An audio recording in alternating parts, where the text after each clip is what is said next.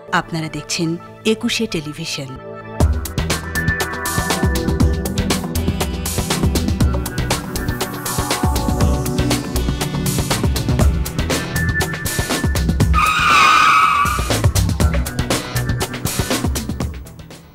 সম্মানিত দর্শক, সবাইকে স্বাগত জানাচ্ছি নিটোল টাটা ২১ রাতের আজকের আয়োজনে।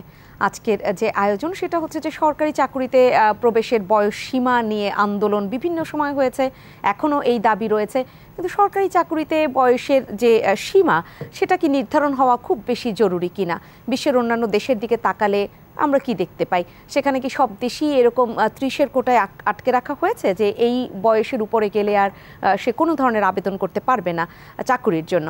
আবার যদি সেটা আবেদন না করা হয়, আটকে না রাখা হয়, সেটাকে ৩৫ করা হয় বা তার বেশি করা হয়, তাহলেও সেই দিকেও অনেক যুক্তি অনেকে উপস্থাপন করেছেন যে শিক্ষিত বেকার বেড়ে যাবে, এরকম একটি যুক্তি রয়েছে যে তারা আসলে খুব বেশি কর্মক্ষম যে থাকার ব্যাপারটা সেটা করতে পারবেন না, যে অবদান রাখার ব্যাপারটা চাকুরিতে সেইটাও পারবেন না, কারণ যেহেতু ওদিকে আবার ৫৯ বছর বয়সে তাকে অবসরে যেতে হবে, তাহলে তিনি খুব কম সময় পাবেন।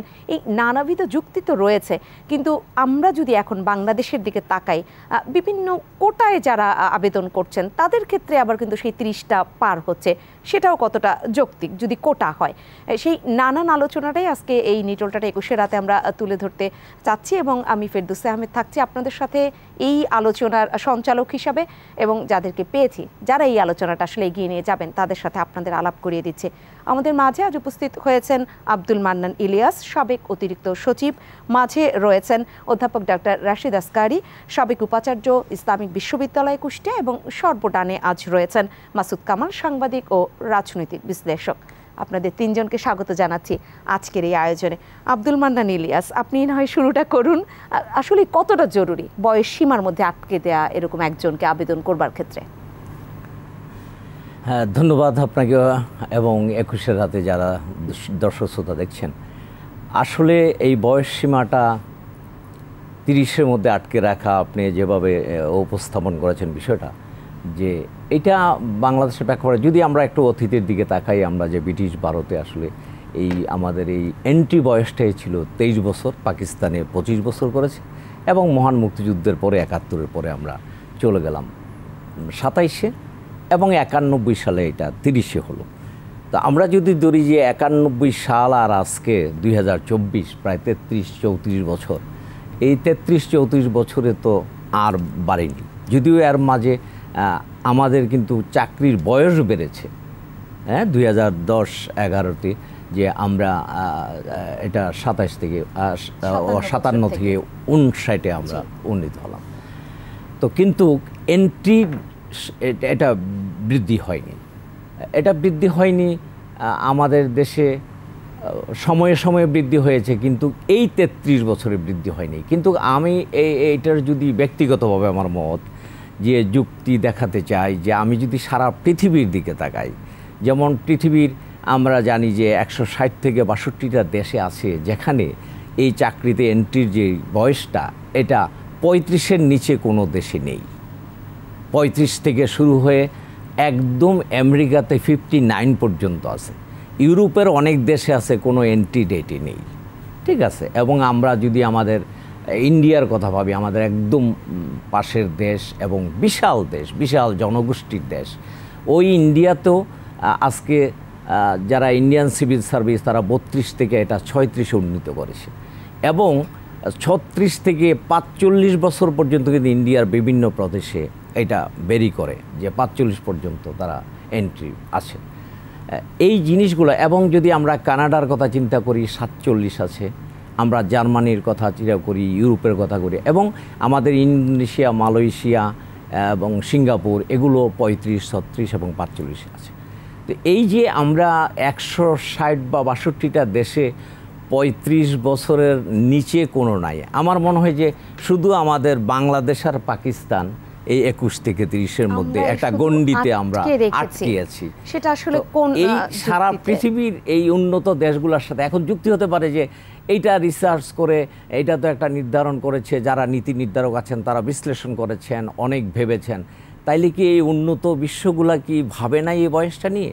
তারা কি যে একদম ইয়াং যারা চাকরিতে যোগদান করবে তারা ভালো করবে, আর যারা 30 বা 32, 35 হয়ে যাবে তারা ভালো করতে পারবে না, এই বিষয়টা নিয়ে অবশ্যই বিভিন্ন উন্নত দেশও ভেবেছে। তারা কি আসলে কোনো ধরনের বিশ্লেষণ ছাড়াই এরকম বয়সটাকে 35 পর্যন্ত কেন করলো? মানে 35-এর উপরে গেলে না হয় তারা ভাববে, কিন্তু 35 পর্যন্ত হলে তারা ইজিলি যোগ দিতে পারবে। কোনো দেশের কথা আপনি বললেন যে কোনো বয়সের এরকম কোনো বাইন্ডিংসই নাই। আমি একটু অধ্যাপক ডক্টর রাশেদ আসকারী আপনার কাছে আসতে চাই। আমরা তো কথায় কথায় বলি এই ব্রিটিশ আমল থেকে আমরা একটা ব্যাপার শিখেছি, এই দাসত্ব এখনো ছাড়তে পারছি না, এরকম তো নানান কথা বলি। ইউরোপের বিভিন্ন দেশে বয়সের সীমাই নাই, তাহলে আমরা আসলে কাদের কাছ থেকে শিখলাম যে 23-এর মধ্যে আটকাতে হবে, 30-এর মধ্যে আটকাতে হবে? এইটা আসলে কাদের কাছ থেকে শিখলাম, কোন বিশ্লেষণ থেকে শিখলাম? ধন্যবাদ ফেরদৌসী। বিষয়টা আমি একটু অন্যভাবে দেখতে চাই। এটা এমন সাদামাটা কোনো ব্যাপার নয় যে একটা গণদাবি, নিশ্চয়ই অনেক লোকে দাবি করছে, দাবিটা আমি মেনে নিলে যে একটা বিরাট ক্ষতি হবে তাও নয়, কিন্তু কিছু প্রশ্ন সামনে আসে। যেমন ধরেন আমাদের যে সিস্টেমে আমাদের এই যে সরকারি চাকুরির যে পদ্ধতিগুলো চলে, একটা নতুন জিনিস ডেভেলপ করেছে কোয়ালিটি অ্যাসুরেন্স মেকানিজম। এই কোয়ালিটি অ্যাসুরেন্স মেকানিজমের অর্থ হচ্ছে যে আমার যে বিদ্যমান সিস্টেম আছে সেটা পরিপূর্ণভাবে ব্যবহার করার পরে যদি দেখি যে তারপরও সংকট থাকে, সেটা সংকট সমাধানের জন্য আমরা কাজ করব। আমরা এইখানে দেখি কি, আমাদের একটা বিদ্যমান সিস্টেম হচ্ছে public service commission, PSC. Public service কমিশনের একটা সাম্প্রতিক রিপোর্ট যেটা সংসদে কিন্তু পেশ হয়েছে, 2023 রিপোর্ট, সেখানে একদম স্পষ্টভাবে এই জিনিসগুলো দেখা হয়েছে যে এই যে বয়স বাড়ানো, দেখা হয়েছে যে এই পাবলিক সার্ভিস এক্সামে ক্যাডার এবং নন ক্যাডার মিলে যারা মানে সাফল্যের হারটা হচ্ছে যাদের বয়স 29 থেকে বেশি, 29 থেকে, তাদের পার্সেন্টেজ 1 কিংবা 2 এর মধ্যে। আর যারা ফ্রেশার্স তাদের দেখা গেল যে 41তম বিসিএসে, 42 স্পেশাল, 43তম বিসিএসে দেখা যাচ্ছে তাদের হচ্ছে 40%, 38% এই রকমের। তো সুতরাং যারা একটু মানে এটা দাবি করছে, যারা বয়স্কদের জন্য যারা দাবিটা শুরু করেছিল 2010-12-তে, তাদের বয়স কিন্তু এখন 40। এখন এই দাবিটা মেনে নিলে যে রাতারাতি সমস্যার সমাধান হয়ে যাবে, এইটা আমরা মনে করি না। বরঞ্চ আমরা দেখি যে কেন দেরি হচ্ছে। এই যে একটা বিসিএস মানে যে কি বলবো, নোটিফিকেশন হলো, প্রিলিমিনারি টেস্টের বিজ্ঞাপনের পর থেকে একদম গেজেট নোটিফিকেশন পর্যন্ত যে স্তরগুলো, এগুলোতে 4 বছরের মতো সময় নেওয়া লাগছে। এই জায়গাটা আমরা কেন অ্যাড্রেস করছি না? এটা যদি আমরা 4 বছর থেকে কমিয়ে প্রতি বছরই, এটা কিন্তু পাবলিক সার্ভিস কমিশন তাদের রিপোর্টে বলেছে যে এটা আমরা ট্রাই করছি, তাদের জনবল কিছুটা কম আছে, জনবল সেখানে বাড়ানো এমন কোনো বড় সিদ্ধান্ত নয়। তো পাবলিক সার্ভিস কমিশনকে এবং অন্যান্য যারা ব্যাংকার্স, রিক্রুটমেন্টস এজেন্সি, এদের সর্বোচ্চ ব্যবহার নিশ্চিত করার পরও যদি দেখা যায় আমাদের বয়স কিছুটা বাড়াতে হতে পারে, সেক্ষেত্রেই কেবল ভাবনা হতে পারে। কিন্তু যতক্ষণ আমরা ওইটাতে যাইনি, হুট করে এটা করলে যে অসুবিধাটা হবে। বলছেন যে 35 যদি আবেদনেরই সীমা হয়, আবার তাকে মানে যিনি এই বিসিএস দিয়ে একেবারে যোগ্য প্রমাণ করবেন নিজেকে, তার চাকরিতে যোগ দিতে দিতে 40 হয়ে যাবে। 40 হ্যাঁ, তাহলে এই বিবেচনায় আসলে সেটা তো 40 কিন্তু ওটা লাভ হবে না তো। এদের পার্সেন্ট কিন্তু সাফল্যের পরিমাণ তাদের 1 কিংবা 2%, 29-এর বেশি যারা ফ্রেশার্সরা ভালো করছে, তাহলে যারা ফ্রেশার্স তাদের প্রতি আমি অবিচার করব কি না, এই সুযোগ আবার অবারিত করে রেঞ্জটা বাড়িয়ে দিয়ে, সেটাও ভাবনায়। এরাও কিন্তু একটা কমিউনিটি, যেমন যারা 35-এ দিতে চাচ্ছে তারাও একটা কমিউনিটি, আবার যারা ফ্রেশার্স ভালো করছে তারাও কিন্তু একটা কমিউনিটি। আর মূল জায়গাটা এখনও আমি হিট করিনি। মূল জায়গাটা হচ্ছে যে একটা অর্থনৈতিক সন্ধিক্ষণে কিন্তু বাংলাদেশ রয়েছে। আমাদের সামনে রয়েছে এসডিজি পূরণের 2030, তারপরে আপনার ডেভেলপড কান্ট্রির জন্য 2041 ভিশন। এখন এইখানে আমাদের যে 8th 5-year প্ল্যান, এইটা এর মধ্যে দেখা যাবে যে আমরা যে জনসম্পদকে জনশক্তিতে রূপান্তরিত করতে চাই, এই যুব সমাজ যদি কেবলমাত্র সরকারি চাকরি কেন্দ্রিক হয়ে যায়, বিসিএস চাকরি কেন্দ্রিক হয়ে যায়, তাহলে আমরা যে গ্লোবাল ওয়ার্কফোর্সের জন্য জনগণ রেডি করব, আমরা যে এন্টারপ্রেনারশিপ বাড়াবো, সেই জায়গাগুলো অবহেলিত হবে কিনা, অনেক ব্যাপার রয়েছে। এখানে নিঃসন্দেহে এটা আমার থেকে আপনি আরো ভালো নোটিস করেছেন, যখন সরকারি চাকরি বয়স সীমাটা 30 দেখায়, তখন বেসরকারি অনেক চাকরির ক্ষেত্রে দেখা যায় যে তারা ওই 30টাকে নির্ধারণ করে রাখে তাদের ফার্মে, বা আমি ব্যাংকের কথা বলছি, নানান ধরনের একেবারে প্রাইভেট ব্যাংকের কথা, তারা ওই 30টাই দেখান। এবং কেন জানি অনেকেই এই কথাটা বলছেন, তাদের কথায় কতটা যুক্তি আছে যে আপনারা যারা একদম বিশ্লেষক আপনারা ভালো জানবেন বা সেই ইয়াটা ধরতে পারবেন, সেটা হচ্ছে তারা বলছেন যে সরকারি চাকরির যদি হয় 35, এখন এই দেখা যাবে বেসরকারি চাকরিগুলো তারা 35 করে ফেলবে, তখন আমরা একটু সুযোগটা পাবো, নাহলে আমরা কোথাও সুযোগ পাই না। এই যে ফেরদৌসী, আমার কথা হচ্ছে যে চাকুরির সুযোগটা কি, আমি কি দেশের যে অর্থনীতি, দেশের রাজনীতি, দেশের যে উন্নয়ন, সেই উন্নয়ন যে কাঠামো, সেই কাঠামোতে যুব সমাজকে কিভাবে, আপনাকে বুঝতে হবে যে এটা কিন্তু সর্বোচ্চ ডেমোগ্রাফিক ডিভিডেন্ড ব্যবহার করার সময় চলছে, এবং 2030 থেকে 2040-এর মধ্যে ডেমোগ্রাফিক ডিভিডেন্ড কিন্তু ডিক্লাইন হবে মারাত্মকভাবে। সুতরাং আমাদের এখন সবচাইতে বড় সময় যে আমাদের যে ডেমোগ্রাফিক ডিভিডেন্ড রয়েছে সেটাকে সর্বোচ্চ ব্যবহার করা। সেইখানে আমাদের এমন কোনো সিদ্ধান্ত যে কাউকে এই সরকারি চাকরি নির্ভর করা, অন্য ক্ষেত্রগুলো যদি নিরুৎসাহিত হয়, এই সামগ্রিক ব্যাপার নিয়ে আমি তো সবচেয়ে খুশি হই যে কোনো বার থাকবে না ইউএসের, কি বলে, ইংল্যান্ডের মতো, যে কেউ যদি 2 বছর তার যোগ্যতা দিয়ে একজন বৃদ্ধ মানুষ দেশ সেবা করতে চায়, হি ইজ মোস্ট ওয়েলকাম। কিন্তু সেই স্তরটায় যাওয়ার মতো সময়টা আমাদের মনে হয় এখনও আসেনি। আমাদেরকে এখন যেটা ভাবতে হবে যে আমাদের এই সামগ্রিক অবস্থাটা ঠিক রেখে যদি প্রয়োজন হয় 2-1 বছর তো বাড়ানো যেতেই পারে, আবার যদি প্রয়োজন না হয় তাহলে আবার কিছুদিন পরে। চমৎকার কিছু বিশ্লেষণ তো রয়েছেই, এবং সেটা কোনো কিছু যদি আমরা একদম বাস্তবায়ন করতে যাই, সেই জায়গাটায় আরো অনেক বেশি বিচার বিশ্লেষণেরও দরকার আছে, গবেষণার দরকার আছে, সেটা নিঃসন্দেহে থাকতেই পারে। কিন্তু আপনি যেটা বললেন এই জায়গাটায় আমার একটু প্রশ্ন থেকে গেল, আপনার কাছে আমি পরবর্তীতে আসব। সেটা হচ্ছে যে ফ্রেশারদের প্রতি অবিচার তাহলে কেন করা হবে? যোগ্যতা দিয়েই তো সবাই চাকরি পাবে।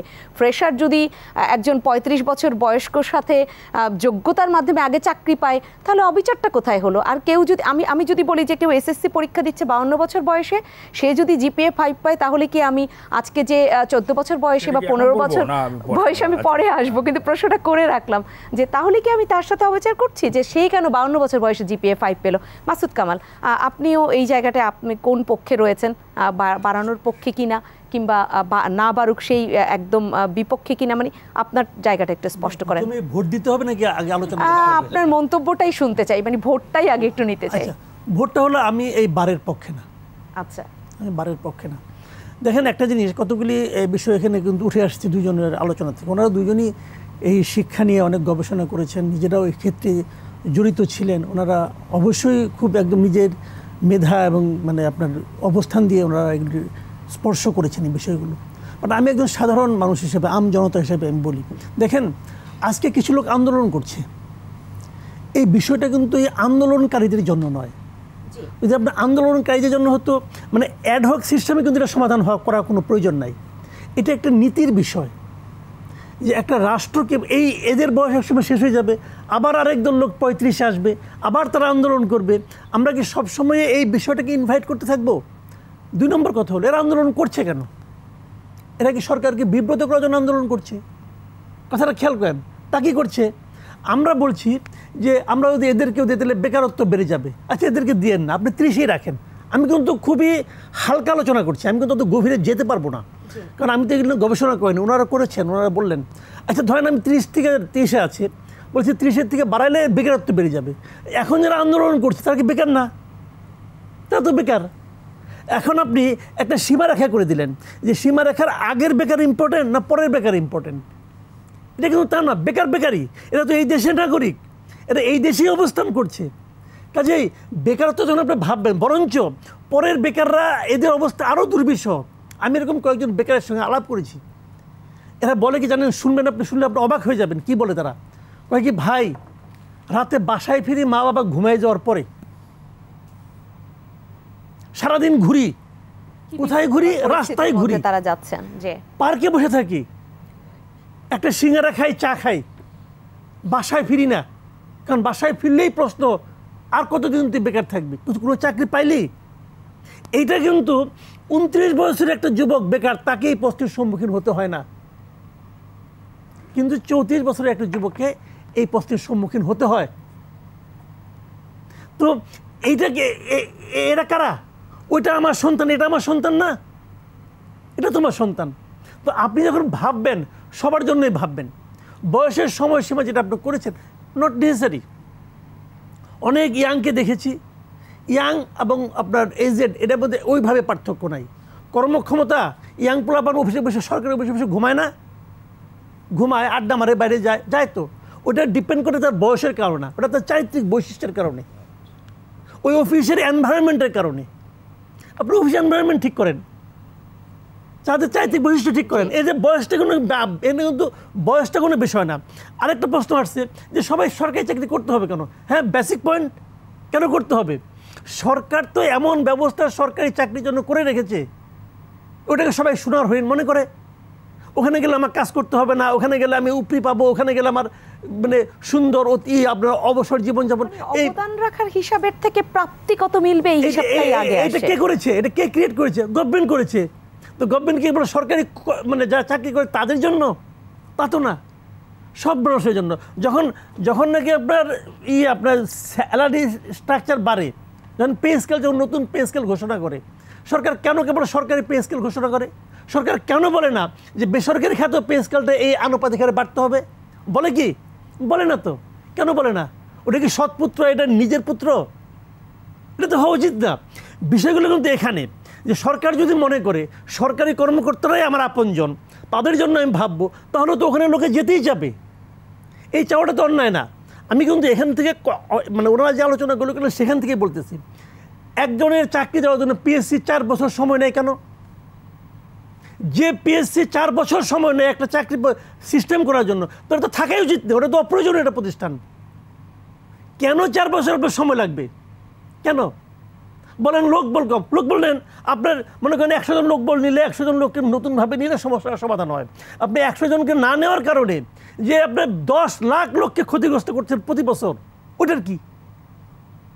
দেখেন কতগুলি পয়েন্ট বলি। বয়স তো ইম্পর্টেন্ট ব্যাপার। পিএসসি যারা মূল দায়িত্বে আছে, মেম্বার চেয়ারম্যান, এরা কারা? সব অবসরপ্রাপ্ত লোকজন। হোয়াই অবসরপ্রাপ্ত লোকজন? ও তো অবসর নিছে। সরকারি নিয়ম অনুযায়ী তার পক্ষে আর কিছু দেওয়া সম্ভব না বলে তো তাকে অবসরে পাঠাচ্ছেন আপনি। যদি এটা হয়, যদি আপনি অবসরটা কেন পাঠাচ্ছেন একজন লোককে? আপনি মনে করতেছেন আমাদের সরকারি যে নিয়ম, তারা মনে করতেছে এই এইজের পরে ওনার পক্ষে আর বেশি কিছু দেওয়া সম্ভব না। যার পক্ষে বেশি কিছু দেওয়া সম্ভব না বলে আপনি নির্ধারণ করছেন, তাকে নিয়ে আপনি এমন এক জায়গায় বসাচ্ছেন যেটা নাকি চাকরির জন্য সবচেয়ে গুরুত্বপূর্ণ জায়গা। কেন ভাই? কেন? আপনি একজন রানিং সচিবকে নিয়ে বসান, কেন করছেন আপনি?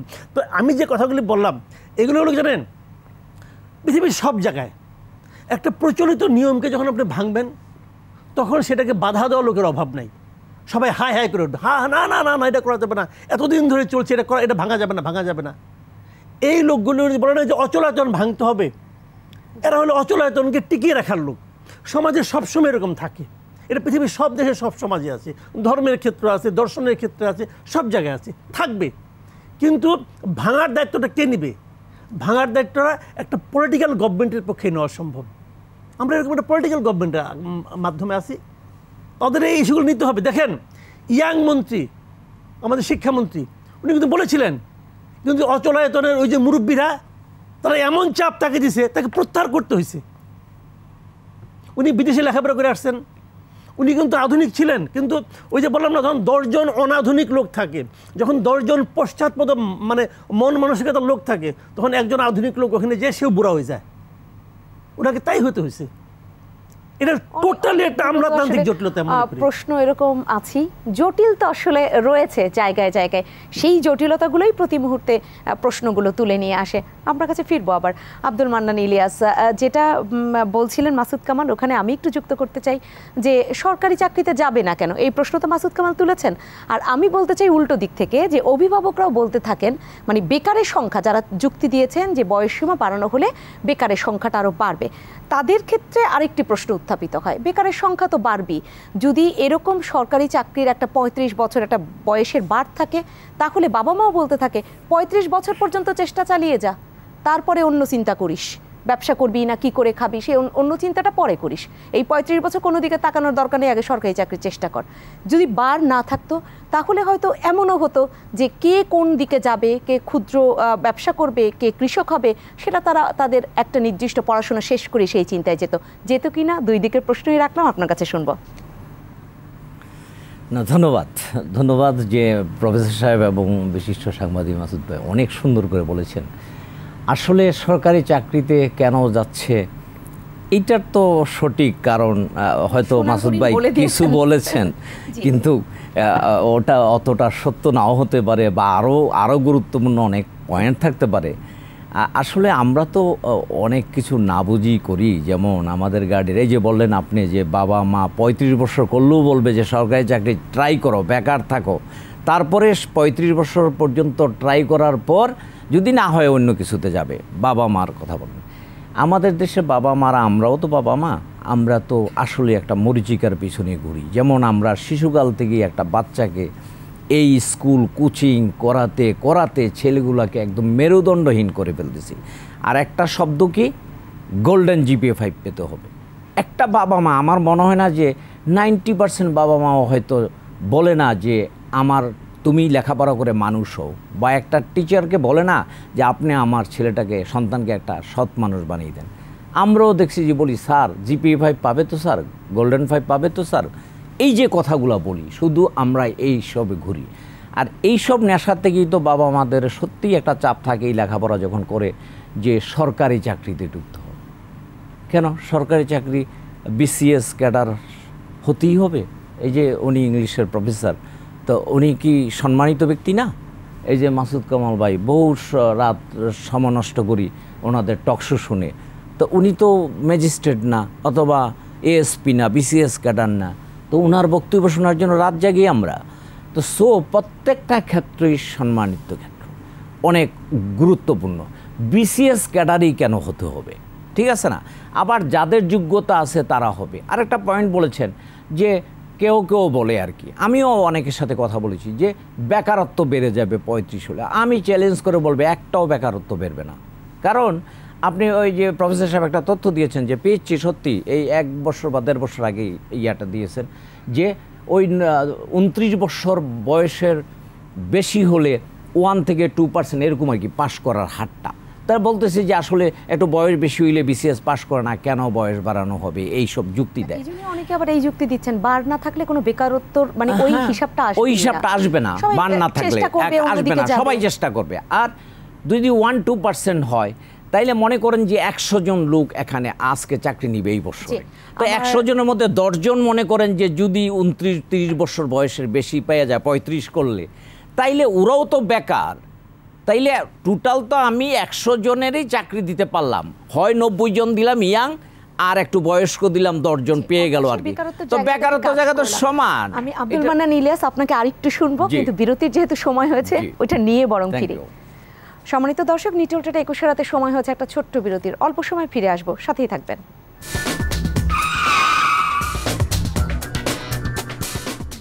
আবারও ফিরে এলাম নিটল টাটা 21 রাতের আজকের আয়োজনে। আজকের আয়োজনটা আমরা সাজিয়েছি যে চাকরিতে আবার বয়সসীমা দরকার হবে কেন।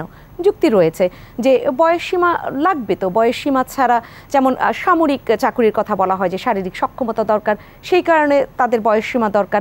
আবার বেসামরিক চাকরিতেও নাকি মানসিক একটা সক্ষমতা দরকার। এই নানান দিকে যুক্তি, নানান পক্ষে যে ধরনের যুক্তি উপস্থাপন করা হয় তাতে পক্ষে বিপক্ষে একটা দল তৈরি তো হয়ই, কিন্তু সেই জায়গাটায় সত্যিকার বিচার বিশ্লেষণ কি, গবেষণা কি, বাংলাদেশে আসলে কোনটা হওয়া উচিত, সেটা নিয়ে আজ আলোচনা করছি। আব্দুল মান্নান ইলিয়াস, আপনার কাছে আবারও ফিরবো। বলেছিলাম, আপনি বলছিলেন, শুনছিলাম, মাঝখানে আপনাকে থামিয়ে বিরতিতে গিয়েছে, আরেকটু যুক্ত করতেই চাই। সেটা হচ্ছে এই যে চাকুরির বয়সসীমা বা সোনার হরিণ, যেটা মাসুদ কামাল বলছিলেন, আপনি যখন একদম সরকারি চাকুরিতে প্রবেশ করেছেন, আপনি তখন আসলে তখনকার দিনে আপনাদের ইয়াং জেনারেশনের মধ্যে সরকারি চাকরি প্রত্যাশা প্রাপ্তিটা কতটা ছিল, কতটা আনন্দের ছিল, সেটা আমি আসলে বলতে পারবো না, আপনি সেটা বলতে পারবেন। কিন্তু আমি 2000 সালের কথা বলছি। আমার বড় বোন যখন এরকম BCS দিবে, আমার বাবা খুব বলছিল BCS দেবার কথা। আমার বড় বোনকে আমি বলতে শুনেছি, সে আমার থেকে অনেক বড়, তো আমি তাকে বলতে শুনেছি যে না, সরকারি চাকরিতে তো বেতন ভালো না, ঘুষ খেতে হবে, খাবো না, তার চেয়ে মাল্টিন্যাশনাল কোম্পানিতে জব করব। তাদের মধ্যে আমি বিশেষ দেওয়ার কোনো আগ্রহ দেখি নাই, কিন্তু পরবর্তীতে এই সরকারি চাকরির বেতন যখন বৃদ্ধি পেয়েছে, এখনকার জেনারেশনকে বা আমাদের সময় আমরা দেখেছি যে সরকারি চাকরি পাওয়ার ইচ্ছাটা মানুষের ওই সোনার হরিণ প্রাপ্তির মতোই পেছনে ছোটার ব্যাপারটা হয়েছে। তাহলে সেটা কি আসলে সোনার হরিণ না? বিষয়টা হলো যে আসলে এই যে আপনার যে আমাদের বেতনটা সরকারি যে সদস্য সরকার একটু অনেক বাড়িয়ে দিয়েছেন, প্রায় ডাবল করে দিয়েছেন, এবং প্রফেসর সাহেব বলেছিলেন যে আদার্স চাকরিগুলোতে কেন তাইলে বাড়ালো না, বৃদ্ধি হলো না এভাবে। তো এইটা করাতে হয়েছে কি যে ভালো হয়েছে, এই যে সোনার হরিণ বলে ফেললেন যে সরকারি চাকরিতে আমরা দেখেছি আর কি যে আমাদের পরেই মেধাবী সন্তানরা আসলে সরকারি চাকরিতে আসতে চেত না। তো এই যে আসতো না, তারা হয়তো প্রাইভেট সেক্টরে চলে যেত অথবা বিদেশ চলে যেত। আজকে দেখেন বিসিএসে যে ডাক্তার ইঞ্জিনিয়াররাও জেনারেল ক্যাডারে, হ্যাঁ, যেমন ম্যাজিস্ট্রেট, এএসপি অথবা ফরেন সার্ভিসে অহরহ চলে আসতেছে, কারণ স্যালারি স্ট্রাকচারটা অনেক হাই। তো এই বিষয়গুলো চিন্তা করেই সরকারি চাকরিতে অবশ্যই প্রথম একটা ধারণা থাকবে। তারপরে কি সবাই হয় যে আমার 4টা মেয়ে, আমি তো বড় 2 মেয়েকে কোনোভাবেই আনতে পারলাম না, আমার ফ্যামিলিতে 4 জন বিসিএস ক্যাডার, কিন্তু আমার সন্তানকে আমি রাজি করাতে পারছি না, ওরা বিসিএস চাকরি করবে না। বলে যে বাবা দেখেছি তোমাদেরকে কিভাবে অনেক, আর শুধু আমাদের সোনার হরিণ সরকারি চাকরির আমলাদের বিষয়টাই দেখে, কিন্তু আমাদের মধ্যেও তো অনেক চাওয়া না পাওয়া যন্ত্রণা অনেক কিছু আছে, ফিল্ডে অনেক রিস্ক আছে। আমরা তো ঝড় ঝঞ্ঝা খরা বন্যায় ডিউটি করতে হয়েছে, অনেক রিস্কের মধ্যে থাকি। এগুলা দেখে হয়তো সন্তানরা রাজি হচ্ছে না। বাট আমার কথা হলো যে আমরা বলি যে এটার একটা বয়সসীমা থাকা উচিত না, কিন্তু আমি একটা স্পষ্ট বলবো যে বেকারত্বের বিষয়ে যদি বলে এই বেকার বৃদ্ধি হচ্ছে না। আপনি স্পষ্ট করেন অধ্যাপক ডক্টর রাশিদ আসকারী। আপনার প্রশ্নটা আমি তখন একটু রেখেছিলাম যে কেন ফ্রেশারদেরকে একেবারে সেই তাদের প্রতি অবিচারটা করা হবে, মানে এই যুক্তিটার ব্যাখ্যাটা জানতে চাচ্ছিলাম। এই যুক্তিটা এসছে জনপ্রশাসন মন্ত্রণালয় থেকে, যুক্তিটা এসছে যে এরকম তাদের তো বিভিন্ন sector of people, segments of পিপলকে নিয়ে ডিল করতে হয়। গভর্নমেন্টের যে দৃষ্টিভঙ্গিটা, এটা আমি এই মুহূর্তে আমি সমর্থন করি। গভর্নমেন্ট কিন্তু বলছে না যে এটা আমরা কখনোই করব না, কেননা তাদের নির্বাচন ম্যানিফেস্টোতে জিনিসগুলো ছিল। আর এর যদি এটা একটা গণদাবি হয়, গণদাবিটা একটু বিশ্লেষণ করার পরে এমন হতে পারে একটা ছোট্ট উল্লম্ফন হতেও পারে, let us wait and see. কিন্তু আমি যেটা মনে করি যে যেটা আপনি বললেন, এইটা সময় মনে করছেন না, মানে এখন যদি বাড়ায়, এখন সেটা আরও বেশি নিরীক্ষার দরকার আছে। যেমন আমি আরও কিছু পয়েন্ট সাজিল করি, নিরীক্ষাটা হবে। এই যে বেকারত্বের কথা বললেন আমরা, আনএমপ্লয়মেন্ট যে রেটটা, এটা কিন্তু ডিক্লাইন করছে, এখন 4.7-এ চলে আসছে, যে অবস্থাটা ভালো।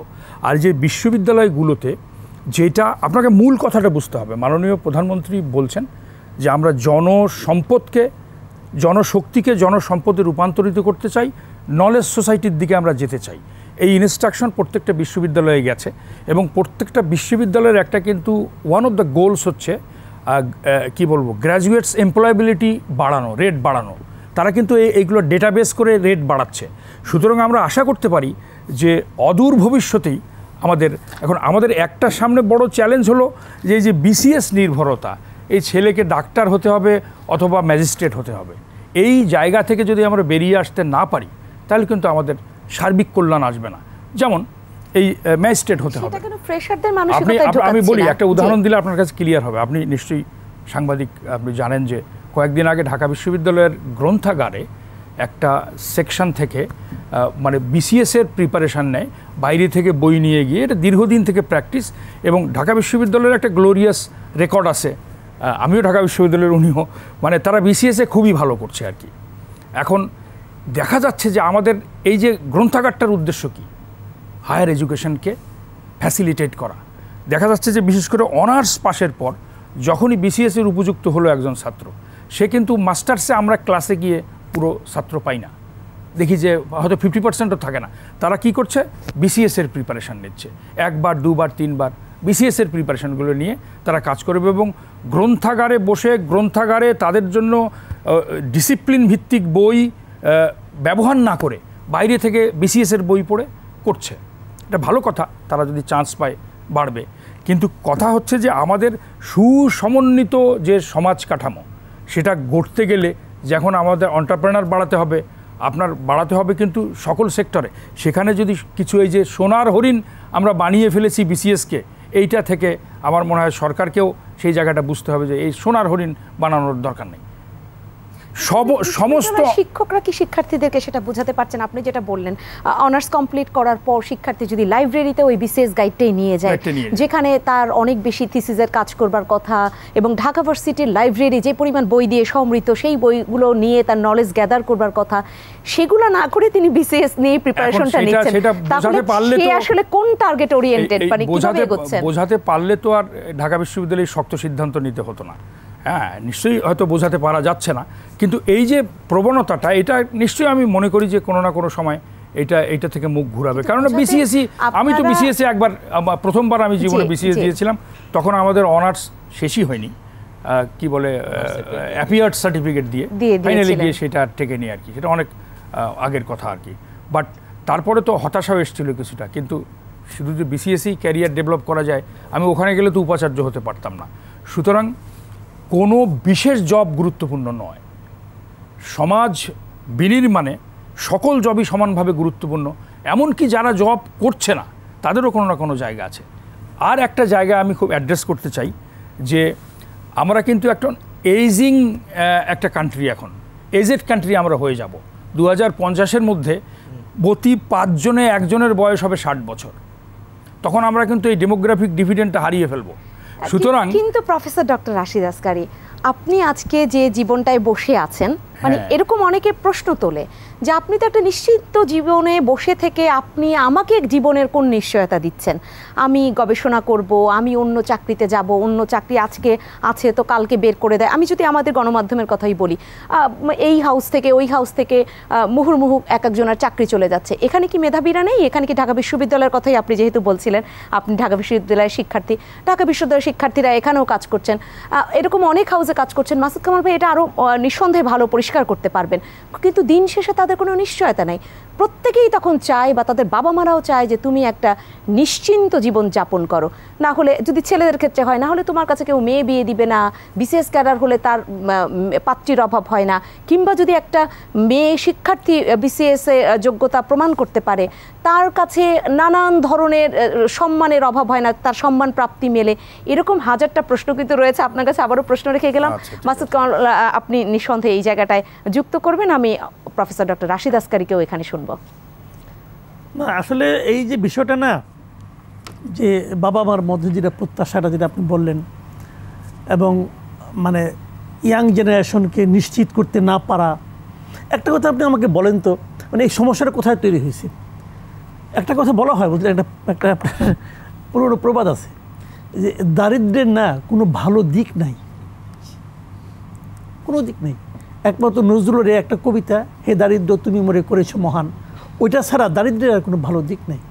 ভাই, আমরা একটা দরিদ্র দেশ আসলে, এবং এই দরিদ্র আমরা এতটাই হয়েছি যে আমরা অর্থনৈতিকভাবে দরিদ্র, আমরা মন মানসিকতার দিক দিয়েও দরিদ্র। আমাদের অবস্থানটা কী হয়েছে, ওই আগে রেল লাইন, আমি বাড়ি ময়মনসিংহ, তো আগে ঢাকার মধ্যে যখন পড়তাম তখন আমি রেলগাড়িতে যাইতাম, এবং প্রায় মানে 3rd ক্লাসের যে কম্পার্টমেন্টে উঠতাম, দেখতাম দরজার সামনে অনেক লোক দাঁড়িয়ে আছে, অনেক লোক। যখন আমি উঠতে যেতাম, এই না না এটা জায়গা নেই, এটা জায়গা নেই, আপনি অন্য একটা যান। ট্রেন কিন্তু চলতে শুরু করেছে, তো কোনোভাবে কষ্ট করে উঠতাম, ওইটা আমিও দরজার সামনে দাঁড়ায় থাকতাম। আবার যখন আরেকজন উঠতো তাকে আমিও ফেরতাম, না না না এটা জায়গা নেই, এটা জায়গায় নাই। একটু আগে কিন্তু আমি অনেক কষ্ট করে জায়গা পাইছি, আমি আরেকজনকে জায়গা দিতে চাই না। এটা হলো এক ধরনের মানসিক দারিদ্রতা। তো এই যে দারিদ্র ব্যাপারটা বললাম আমি, এটার কোনো ভালো দিক আসলে নাই। এটা আমাদের সোসাইটি তো এইভাবে কিন্তু অবস্থান করছে। সোসাইটি পারেনি, রাষ্ট্র পারেনি। আপনি আমাকে বলেন, একটা ছেলে 12তম ক্লাস পাস করেছে, এই পাস করাই তো প্রমাণ করে যে সে 13তম ক্লাসে পড়ার যোগ্য। এই পাস করার পর তাকে আবার কেন পরীক্ষা দিতে হচ্ছে? বলেন আপনি, এটা কোনো ব্যাখ্যা আছে ভাই? তার মানে আপনি 3rd ক্লাসের কম্পার্টমেন্ট নিয়ে যাত্রা শুরু করছেন ভাই, এবং সামনে কিছু লোককে দাঁড়া করে দিয়েছেন। তাদের দায়িত্ব হলো না না এখানে জায়গা নাই। এই যে পরীক্ষাগুলি হয়, ভর্তি পরীক্ষাগুলি হয়, এটা তো পরীক্ষা না, এটা কেন লটারি। লটারি কেন? ওই দিন ওই স্টুডেন্টের কি মানসিকতা ছিল, মন মানসিকতা কেমন ছিল, ওই দিন তার পড়ে যাওয়া প্রশ্নগুলি কমন পড়েছে, পড়লো কি পড়লো না, এটা কি তার জ্ঞান বিচার হচ্ছে? শারীরিকভাবে সুস্থ ছিল কি ছিল না, নানান প্রশ্ন। জি। তো এইটার আপনি কীভাবে ব্যাখ্যা করবেন? এটা কে তৈরি করেছে? রাষ্ট্র তৈরি করেছে।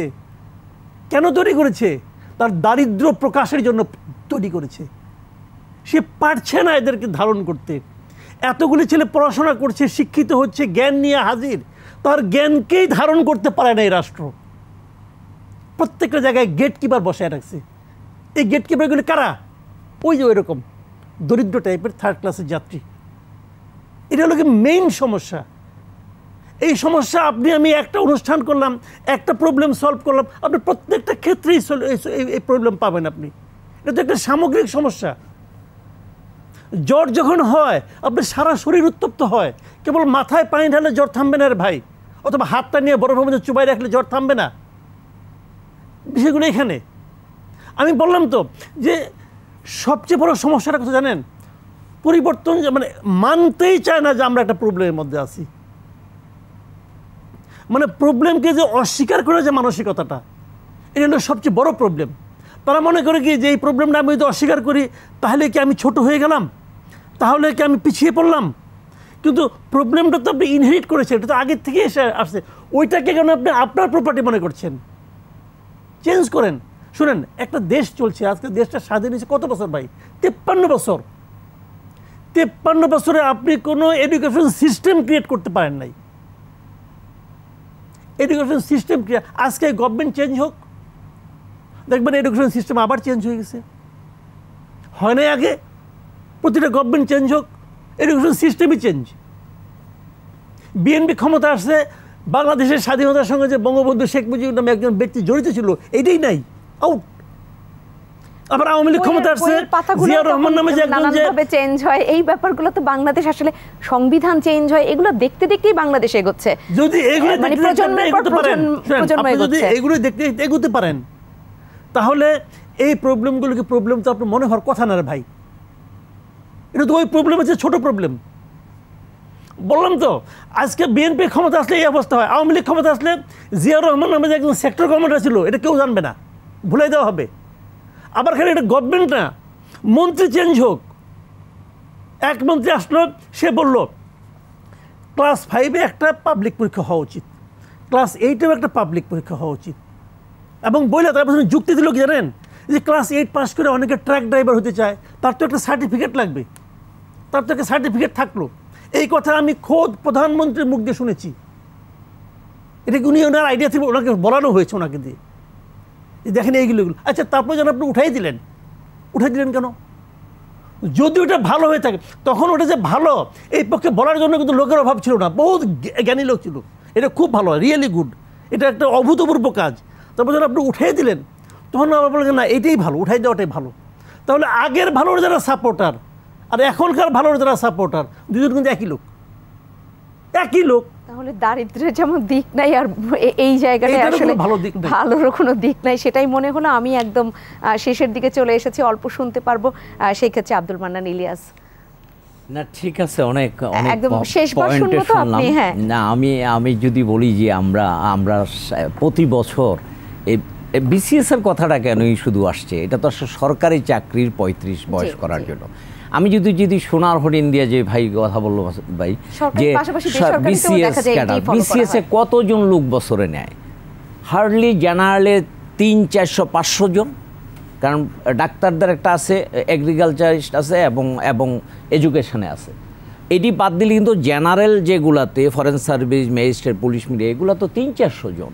তো এই 300-400 জনই কি তাহলে ছেলেমেয়েরা শুধু বয়স বৃদ্ধি করতে হবে, মানে এন্ট্রি বয়স বৃদ্ধি করতে হবে, করলে কয়জনের সমাধান হবে? এই লাখ লাখ বেকার তো আমার থেকে যাবে। সো আমার ব্যক্তিগত সাজেশন হবে যে বিশ্বায়নের যুগ, আমরা আসলে বিশেষ করে আইটি জগৎটাতে একটু বেশি এমফাসিস দিতে হবে।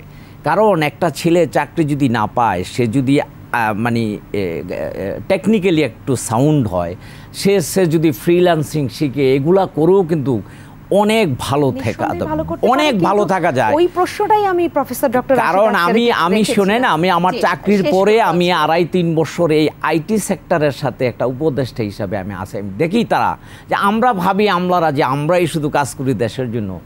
আমি তন্ময়ে দেখি যে এই ছেলেমেয়েরা কত ভালো চলছে। একজনও কিন্তু 50 থেকে 5 লক্ষ টাকা পর্যন্ত তারা ইনকাম করে প্রতি মাসে। সো বিশ্বায়নের যুগে সারা বিশ্বের সাথে তাল মিলিয়ে চলতে হলে এই তথাকথিত সরকারি চাকরি, বিসিএস তো অল্প, আর বাকিগুলা যে চাকরি, এই সরকারি চাকরি, ওই যে বলেন নিশ্চয়তার জন্য আর কি, যে একটা ভালো চাকরি আপনি প্রাইভেট সেক্টরে করলেন, আজকে সকালে গিয়ে অফিসে যাবেন তখনই বলবে যে আপনি ফায়ার। মানুষ সরকারি চাকরিতে এটা হয় না দেখেই সবাই হয়তো চাচ্ছে এটা। তবে লাস্ট কথা বলি যে গড় আয়ু আমাদের অনেক বেড়েছে এখন। যখন 91 সালে যখন আপনার 30 বছর হয় এন্ট্রিটা, তখন ছিল 57। আমরা যখন আমাদের রিটায়ারমেন্টের সময় যখন 57 থেকে 62 হয় এই 10-এর দিকে, তখন কিন্তু 62 ছিল, এখন কিন্তু 73+ আমাদের গড় আয়ু। সুতরাং এইসব বিবেচনা করে ছেলে মেয়েদের, এই যুবক ছেলেদের হতাশা না ফেলে এটা আমি আর বেশি শুনতেই পারবো না। প্রফেসর ডক্টর রাশিদ আসকারী, আপনার কাছে তো প্রশ্ন রেখেছিলাম এই অনিশ্চয়তার জায়গাটায় আবারও ফিরি। সাথে তো রয়েছি যে সরকারি চাকরিতে বেশি কাজ করা লাগে না, কষ্ট কম করা লাগে, কষ্ট কম করে এত আরামের আইটি যারা বা ফ্রিল্যান্সিং যদি বলি, ফ্রিল্যান্সিং আউটসোর্সিং, তারা ভাবছে আমার তো অনেক কষ্ট করে দিন রাত জেগে কাজ করে তারপর আমি এটা আর্ন করি। আর সরকারি চাকরিও তো যায়, সাইন করে চলে আসে, এই ব্যাপারটাও কিন্তু কাজ করছে সরকারি চাকরি। আমি শুধুমাত্র বিসিএস ক্যাডার বলছি না। না, এটা একটা ক্লিশেড আইডিয়া, এখন আর ওই জিনিসটা নাই। এখন ব্যাপারটা এখন কি গ্লোবালাইজেশনের এজ, তো আপনার জায়গা যে দায়িত্ব দেওয়া হয়েছে ওখানে আপনি কতটুকু কন্ট্রিবিউট করলেন, কতটা মাইলস্টোন অ্যাড করলেন, এগুলো বিচার হবে এবং সেইভাবে মূল্যায়ন হবে। গিয়ে যে সাইন করে চলে আসা এইটা নেই আর কি। মূল কথা হচ্ছে আমার একটা আবেদন যে যিনি যে দায়িত্বে আছেন, you make sure that you make the fullest use of the processes under you. এখন একটা তথ্য আমরা জানলাম যে প্রায় 5 লক্ষের অধিক জনপ্রশাসন মন্ত্রণালয়ের বরাদ দিয়ে এখনও রয়েছে, কি বলে, পদ শূন্য রয়েছে। তাহলে এইটা যদি শর্টেস্ট পসিবল টাইমের মধ্যে আমরা এটা কেন এত দেরি হচ্ছে সেই শূন্য পদে রিক্রুটমেন্ট দিতে, তো সেই জায়গাগুলো যদি ঠিকমতো কাজ করে। আর বিসিএস ক্যাডার এবং নন ক্যাডার, এই যে নন ক্যাডার বলে একটা জব আছে, যারা ক্যাডারে গেল না, নন ক্যাডার, তাদের একটা নীতিমালা আছে যে কোনো মন্ত্রণালয় যদি সেখানে রিকুইজিশন দেয় কেবলমাত্র তখনই সেই জায়গাটায় যাবে। তো এই পুরো ব্যাপারগুলো যদি সুন্দর সমন্বয় করা যায়, তারপরও যদি মনে হয় যে আমাদের বয়স বাড়াতে হবে, নিশ্চয়ই সেটা হতে পারে, but first you have to make sure all this. আসলে অনেক বেশি গবেষণারও দরকার হতেই পারে, কারণ যেমন পরিবর্তন দরকার আছে, আবার সেই পরিবর্তনটা যেন অনেক ভালো হয়, সেক্ষেত্রে গবেষণার দরকার আছে। মাসুদ কামাল, আপনি কি বলবেন? আপনাকে 30 সেকেন্ড শুনে আমি শেষ করবো। 30 সেকেন্ড বলছি আপনাকে আমি। সেটা হলো গিয়ে যে ভাই, 1 নম্বর কথা, যারা নাকি নীতি নির্ধারণী পর্যায়ে রয়েছেন তাদেরকে এই জিনিসটা মাথায় রাখতে হবে যে পরিবর্তন মানেই ক্ষতিকর নয়। আর আপনি তো একা একা পরিবর্তন করছেন না, সারা দুনিয়ার সঙ্গে তাল রেখেই পরিবর্তন করুন। দুনিয়ার সমস্ত দেশ, একমাত্র পাকিস্তান ছাড়া সমস্ত দেশ যদি পরিবর্তনটা করতে পারে, তাদের যদি ধ্বংস না হয়ে যায় থাকে দেশ, আপনার দেশও ধ্বংস হবে না। পরিবর্তন করুন, পরিবর্তন করলে আপনার কোনো লস নাই, এই দেশের মানুষের লাভ। আপনি খালি একটা কথা ভাবুন, যার হাতে এই দায়িত্বটা, উনি কেবল একটু ভাবুন, যদি ওনার ঘরে যদি এরকম একটা ছেলে থাকতো উনি কেমন ফিল করতেন। এইটা যখন আপনি ভাবতে পারবেন, তখনই আপনি গণমুখী সরকার হিসেবে পরিচিত হবেন। জি, সেই ভাবনাটা থাকুক, গবেষণাটাও থাকুক। অসংখ্য ধন্যবাদ জানাচ্ছি অধ্যাপক ডক্টর রাশিদ আসকারী আপনাকে, আব্দুল মান্নান ইলিয়াস আপনাকে অসংখ্য ধন্যবাদ, মাসুদ কামাল আপনাকে অসংখ্য ধন্যবাদ জানাচ্ছি। সম্মানিত দর্শক, আপনাদেরকে অসংখ্য ধন্যবাদ ছিলেন আলোচনার এই সাথে। এবং এটা তো আসলে বিভিন্ন সময়, শুধু বলবো না যে সময় উপযোগী আলোচনা, এটা বিভিন্ন সময় এই আলোচনা ছিল। এই আলোচনার পক্ষে, অর্থাৎ এই বয়স বাড়ানোর পক্ষে যেমন এক দল ছিল, বিপক্ষেও ছিল, কিন্তু পক্ষ এবং বিপক্ষ এই যে এক ধরনের দ্বিমত পোষণ, তার থেকেও জরুরি হচ্ছে পরিবর্তনটা যদি ইতিবাচক হয় বা ইতিবাচকতা নিয়েই আমাদেরকে হাতছানি দেয়, তাহলে সেখানে আমাদের ভাবনাটা ভাবা যেতেই পারে। এবং সেই ভাবনাটা যখন সিদ্ধান্ত আকারে আসবে বা সিদ্ধান্তে রূপ নেবে, তখন সেখানে প্রচুর গবেষণারও দরকার আছে। কারণ হুট করে কোনো একটি সিদ্ধান্ত নেয়ার থেকে গবেষণা করে একটা সিদ্ধান্ত উপনীত হতে পারলে দেশের মঙ্গল হবে, তেমনটা আমরাই প্রত্যাশা করছি। সবাই ভালো থাকবেন, শুভরাত্রি।